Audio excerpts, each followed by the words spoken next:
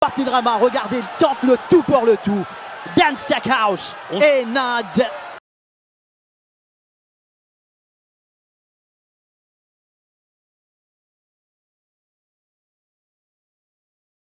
Hi everyone, and welcome to this week's episode of The Chat. We've got a very big name in racing, and Ben, I'm very, very excited about this one. How about you? Yeah, very much so. He's one of the leading jockeys here in Victoria.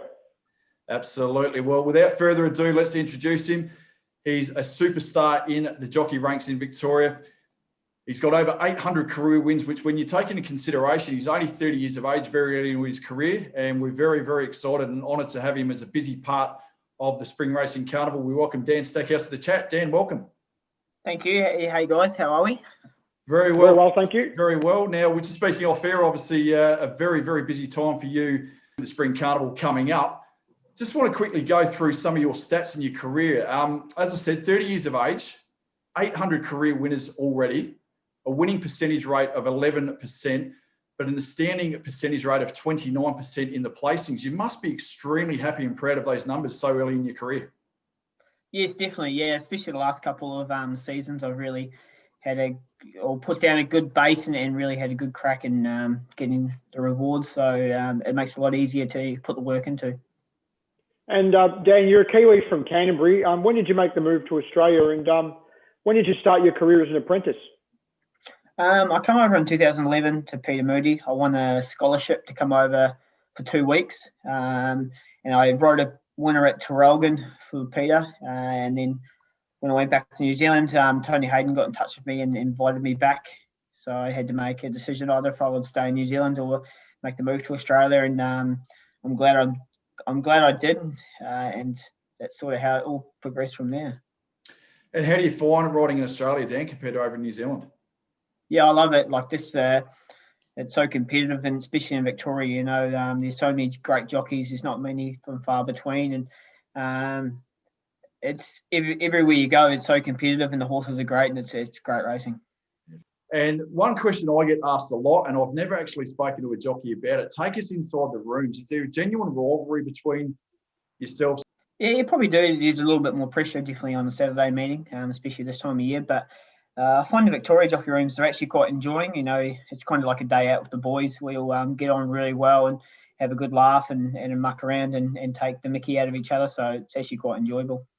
Now tell me, Stacky, is Noel Callow really that much of a character in the room as well? You see some of his racing.com interviews where he takes the microphone and he interviews the interviewer. Does he do funny things like that in the jockey's room too? Yeah, he's lived up to his name, Callow. He has a good laugh. But we're like a big family in there. It's a lot easier to get on with everyone than not, because we do see each other every day. So that's the way I see it. What a success you've had, Dan, includes your recent win in the Group 2 Herbert Power aboard Chapada for Mike Moroney on Caulfield Guineas Day. What a big Group 1 races coming up during the spring. To win your maiden Group 1, what would that mean to you personally and also your career as a rider? Oh, it's something that every jockey sets out to do, and it's something that I am really targeting for over the Spring Carnival.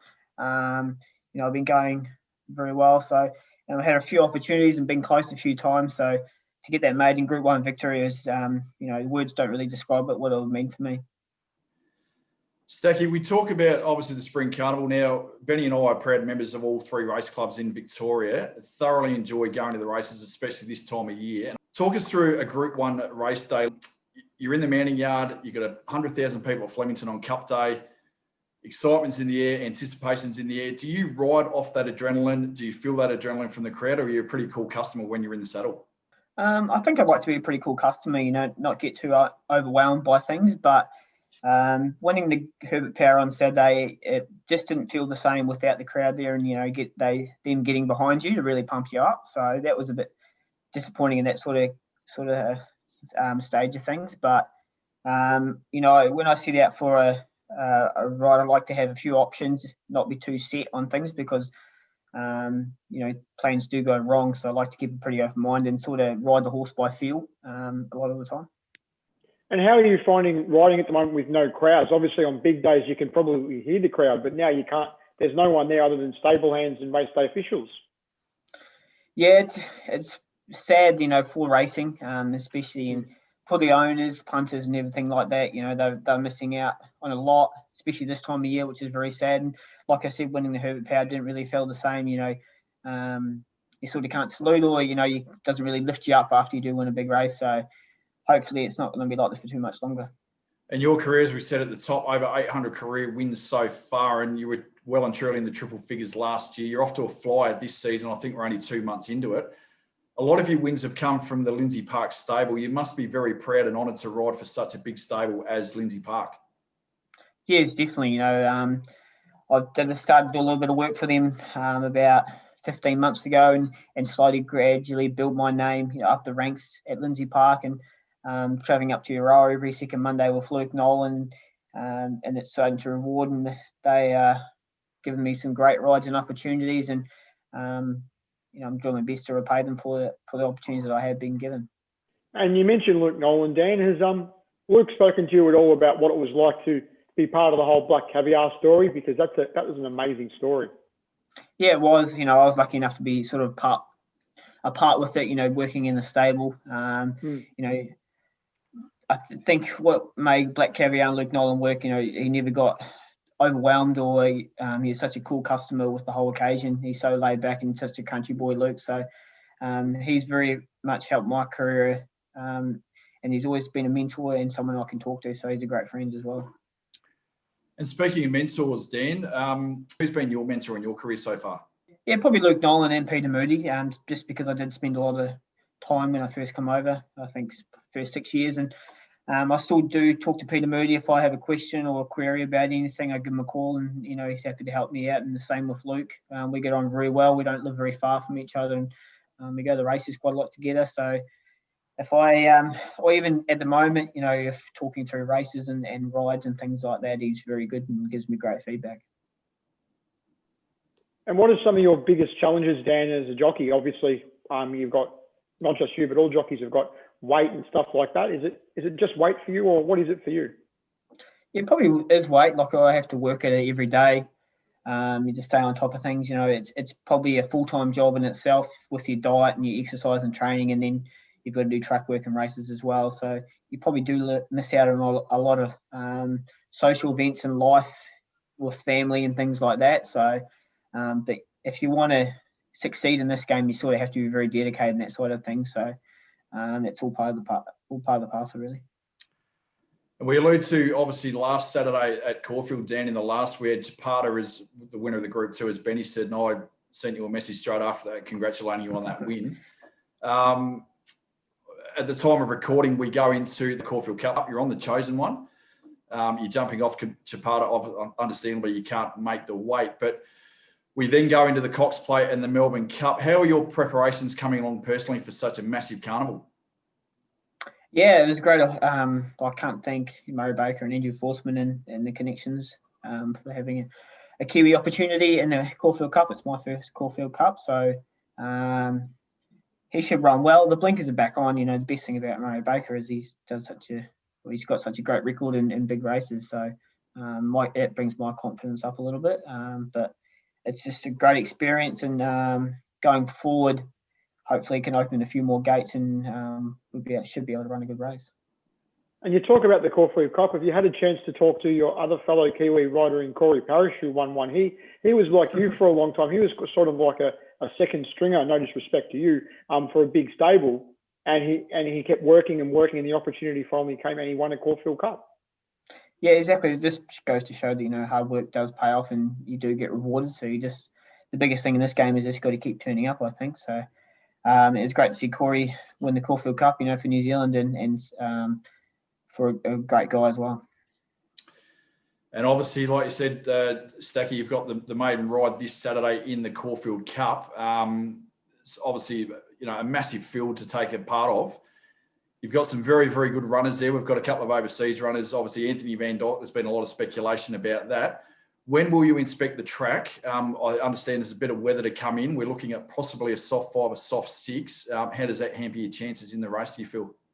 It definitely helps my horse being by Severville.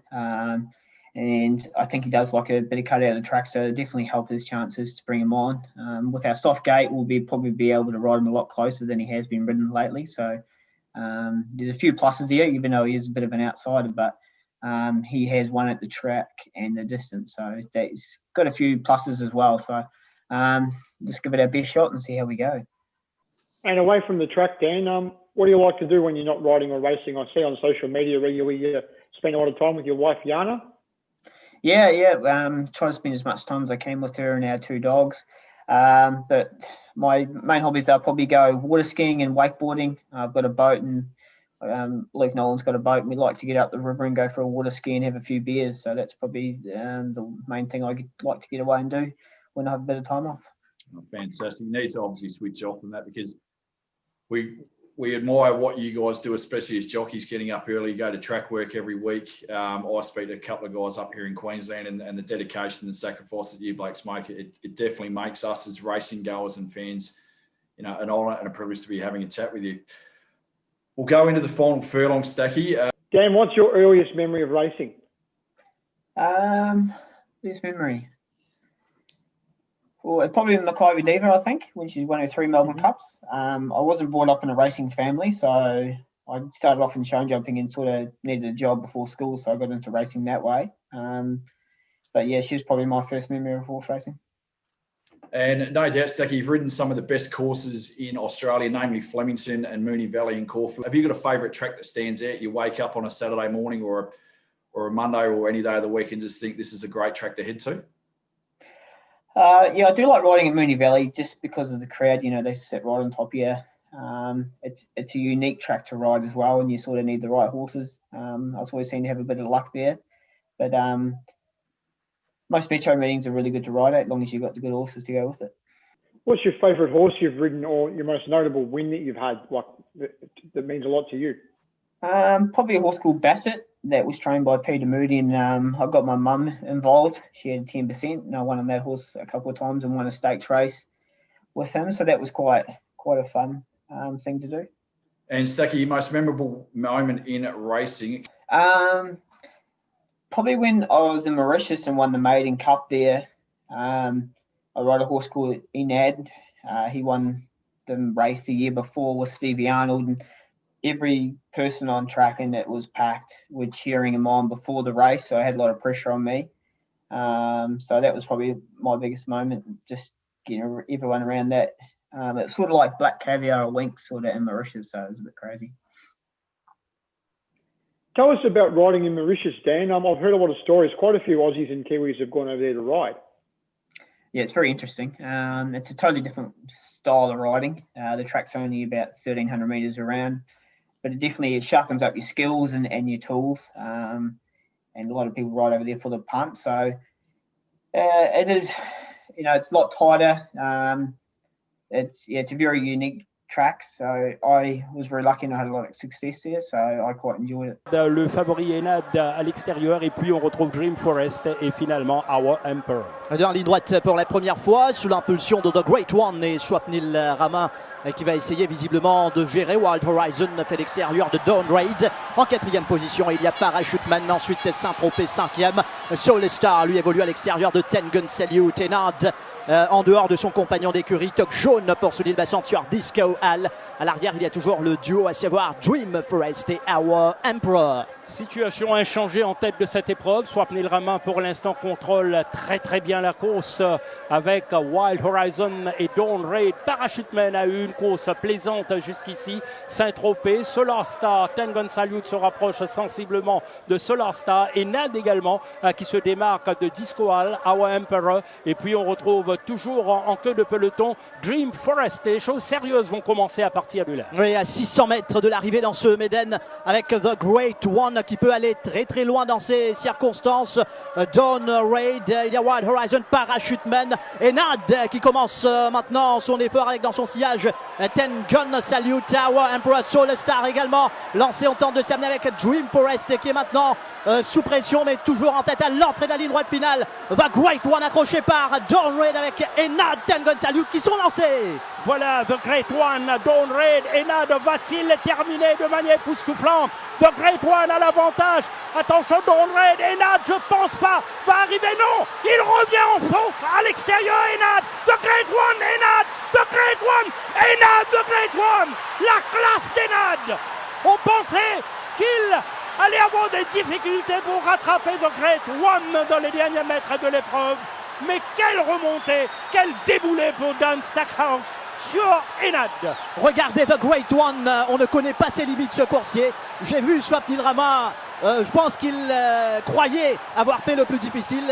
Je l'ai vu faire un non peu après le passage du but, puisque ce diable d'Enad, regardez au milieu de la piste, lancé par Dan Stackhouse, plus difficilement certes que l'année dernière. Ten Gun Salute tente un retour, Dawn Raid, superbe course également. The Great One, c'est également un très bon coursier qu'on a vu ici. Swapnil Rama, regardez, il tente le tout pour le tout. Dan Stackhouse, Enad. I don't know whether you've ever thought about this. Obviously, we know that you're only 30 years of age, but we look at some of the bigger names in the game at the moment, the Damien Olivers and the Dwayne Dunns. They're coming to the end of their magnificent careers. Post-jockey, where do you see Dan Stackhouse? Oh, I'm a farmer, so I come from a farming background. So once I've finished riding horses, I'll probably go back to New Zealand and help the old man and my brother out on their cropping farm. And away from farming and loving everything agriculture, Dan, what's your favourite sport outside of horse racing? Probably NRL or rugby. Being from New Zealand, that's sort of what we follow over there. But I do follow Collingwood. Billy Egan got me into them when I first come over, so I had no choice. Mate, there's nothing wrong with Collingwood. We obviously shared that message on Saturday night about the pause at the Gabba, but hopefully next year. And you would have been, what did you take out of the game between the All Blacks and the Wallabies on Sunday? Just gone. Probably just a bit rusty, the old All Blacks. They should have scored a try that wasn't allowed. He didn't put it down, and they probably should have gone for a drop goal late in the game. So, yeah, they probably got that rust on, and I think this Sunday will be a great game. Mate, I'll wrap up with 1990, the year you were born. I can give you two options. You can either go horse racing or you can go other sports. Take your pick, multiple choice. Well, I've got other sports. Other sports, rightio. Well, our beloved Collingwood Magpies won the 1990 premiership, and you would have only been 3 or 4 months old when that game was played. 32 years in the making, that premiership. The last premiership prior to that was 1958. It was the first AFL premiership under the AFL banner. Collingwood kicked 13 goals in the game. Who kicked 5? Was it A, Peter Dacos, B, Darren Mullane, or C, Essendon? The first one. Peter Dacos was a fantastic footballer. He kicked 2 goals in that game, and both of them were freaks, but it was Essendon, mate. They kicked 5 goals, and Collingwood won by an impressive 7 goals, mate. It was a fantastic day. Fantastic day. Mate, thank you so much for your time. As I said, we know it's a really, really busy time for all connections, especially jockeys and trainers in this busy spring carnival period and obviously this COVID period. We can't wait, or I can't wait to get back to Melbourne to be a part of the track, and I look forward to catching up with you when we get down there. But, mate, all the best for the rest of the spring carnival and your fabulous career. It's one that we'll follow in detail, and we thank you again for your time. No dramas at all. Thanks for having me on the show. Thank you very much, Dan. That's all we've got time for this week. We'll see you again next week on The Chat. Cheers.